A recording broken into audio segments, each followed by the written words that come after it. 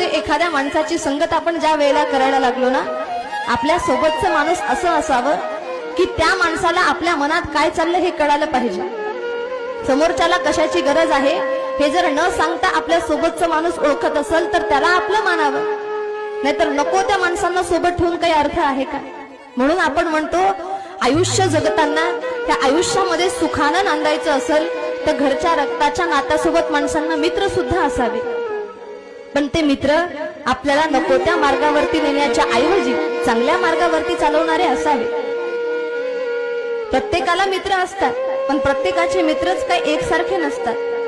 काही काही चांगल्या मार्गामध्ये मित्राला आपल्या उडून नेतात, काही काही मित्र चांगला आहे सगळं गाव त्याचं नाव घेते म्हणून नको त्या मार्गावरती त्याला घेऊन जाणारे भेटतात. पण मित्र हे आयुष्यामध्ये आपल्या जीवनाचं सोनं करणारे असतात.